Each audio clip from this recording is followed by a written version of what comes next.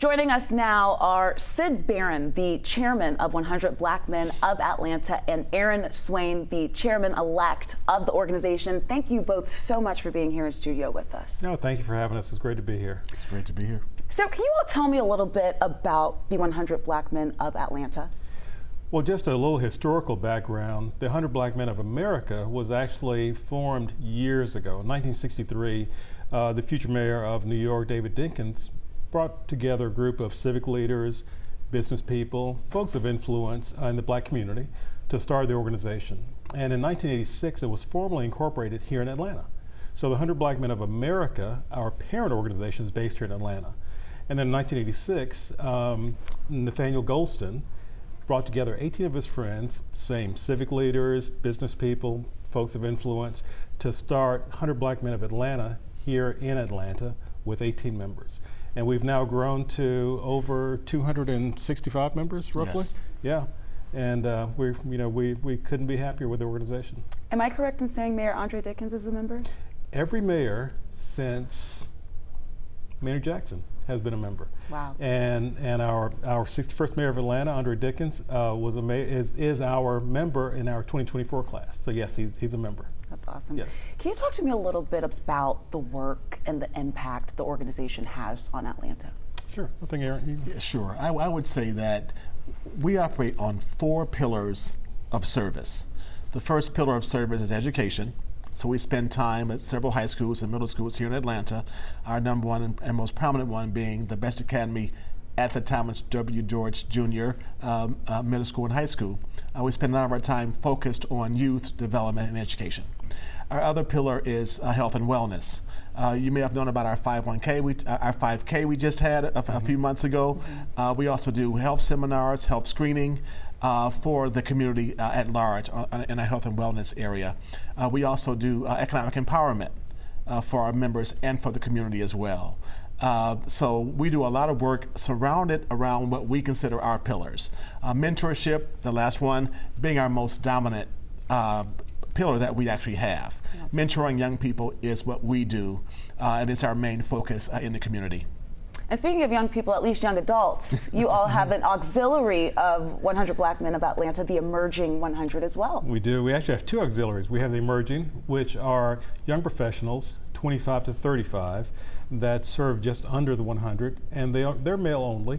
But then we have a co-ed organization called the Collegiate 100, which are college students with various universities around the Atlanta area, and they do tremendous work with the kids at Best Academy for mentorship. And the kids at Best, we couldn't be more proud of them. When we have Project Success, which is a program we started, which we have in the program about 100 students.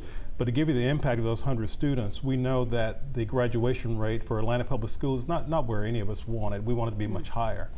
But our Project Success students, last year, 100% graduated, 100% got accepted to college, 100% received scholarships, and over the period of time that we've had Project Success, we've had scholarships awarded $7.9 million for our students. Wow. So it shows mentorship works. Yes. One more piece. In reference to that program, what we call Saturday School, it's open to all APS as well, not just Best Academy, but it's just housed there. Exactly. But all students in APS can be part of the program. Can you talk to us a little bit about just the impact that all of the different organizations, the scholarships, the mentorship, what impact are you all seeing on a day-to-day here in Atlanta? It extends beyond the students. It extends to the parents. It extends to the community. It extends to the city. And we have students that are not in the best environment possible. Most of our kids come from single-parent households. They come from areas with a very high degree of peer-on-peer violence, very, very high dropout rates. But with the students that we mentor, they've achieved things that we couldn't even imagine. We have a student this year going to West Point. Wow. The Best Academy basketball team just won a state championship. And this was a team of only Six players. 6 players. But these young men, they did the work because they don't realize what their limitations are. We're just fantastic. And we're just there to support them and show them that we're always there as a backstop. We can never replace a parent, but we can be a big support. The good thing about a team of 6 is that nobody's on the bench for very long. That's exactly right. Long, yes. Exactly right. I'd also like to add, I think community-wise, and community-wide, what we do with Mayor Dickens, Yes. he's caused on us at times when he has a problem in the community that involves young people often. So we help him because he's very concerned about outcomes for our young people. So he's called us several times, and we've been able to intervene and help counsel when there has been a problem with either a young person or a family member. So community-wide, I believe we have impact because we are in the community and focused on what our mission is, and that's helping young people. And they say each one teach one, making sure that the community is there to bring other people up once you get to a position. We know that Atlanta is kind of a snow globe in America, that there's so many different opportunities for African American, Black members of Atlanta in all different type of industries as well, but there are still some people who fall through the cracks. Yes. Yes. And Yes. once you get to where you're going, you also have to lift people up. Is that part of what 100 Black Men of Atlanta does? Absolutely. We try to be a voice to the voiceless. There are times when we'll get a call from, as Aaron said, from the mayor's office. Guys, we need you to help us with this family. We need you to help us with this particular initiative, because we are there to fill in the gaps. With us being, thankfully, such a large organization now, we have members that are in every segment of business.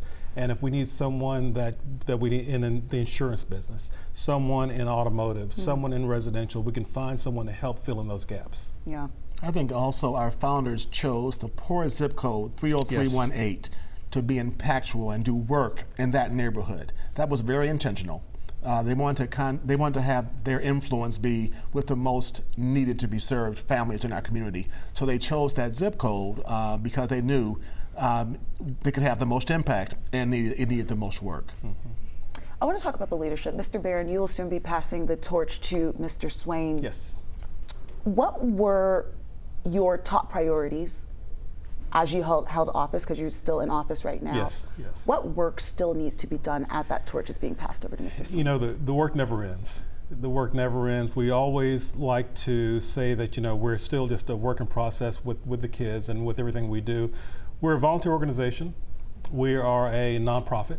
So one thing that I wanted to do is really shore up our finances, let our stakeholders understand how impactful every dollar they donated to us, where that money went. We are completely member-driven, member-led. So my goals were to really bring together the forces of our organization, make us stronger, put financial walls around us that were very strong, and be able to be there in the community and for the students when needed. And Aaron and I are very close friends, so it's going to be a very easy transition between the two of us. And Mr. Swain, as you come into your role, what is top of mind for you? Sure. Sid, I was part of Sid's administration also as chair-elect, as you know. Yes. And as a result of that, my goal is to continue what Sid has started and move it forward and have more impact on young people. We work at several high schools. I want to have that be expanded to work at more high schools to have more impact. The more young people we touch, the better we will be as an organization. With 265 members, we should really be able to touch 10 schools, as an example, because I believe that with that many members who are focused on helping young people, we can have a much larger impact. I want to ask you this. For those who are watching, they say, I want to get involved, or maybe I want to be a part of the organization one day, the young men out there. What's the best way to get involved and learn more? Take a look at our website. We have an events link. Go to our events. We have a number of events that are open to the public. And if you're a young person who would like to be a part of our mentorship programs, if you're someone of Aaron and I age that would like to become a member possibly, there are options for you. We have what's called a coffee and conversations. We'll have those typically once a quarter, to where you can come out, meet some members, have a discussion, see if this is really what you want to do. It's a lot of work. So it's not a club. This is not a social club. This is not just a let's feel good type of deal. You only join this organization if you want to put in the work, because the kids depend on us. The worst thing we can do is to make promises to our students that we don't fulfill. So they want to see us there. They want us to participate. I have to ask this. What about those fundraisers, those sponsors out there? How do they get in touch with you? you know what, I'll give them my cell number. They can call me direct. But no, we do have a link on our website as well for charitable giving. And there's, thankfully, we have a very robust website, and there are ways that they can give and participate in our upcoming events. We typically host 3 big events a year. We have the 5K, which we start off with, we have a golf tournament, and we have our annual gala. But we'd love to have stakeholders involved with us in any way they can. Now let me ask you, how's the swing on the golf tournaments? How do you guys look out there? My team came in 4th, so we did pretty good. My team didn't place because everyone on my team works a lot. So. Just one more answer to your question related to membership. Yeah. We get calls every day about how to become a member. Constantly. And most importantly, volunteer before you attempt to apply. This is a recommended membership organization. You cannot join by paying money and just showing up. You have to show on the past what you have done to support the community. If you want to be a member, that's going to be crucial in becoming one. Yeah, it's not just an application, it's a very extensive vetting process. You go through an application, you go through interviews, we have a membership committee, so it's not just you fill out a form, fill out a check and you're in. No, it takes quite a while to be in.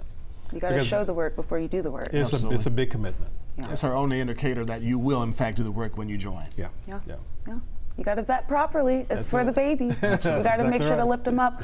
Well, Mr. Bear, Mr. Swain, thank you so much for coming in. Congratulations to you. Thank and congratulations on Thank all the you. work that you Thank have you. done. And we hope to see you back here soon. Thank you so much. Thank you. Thank you, guys.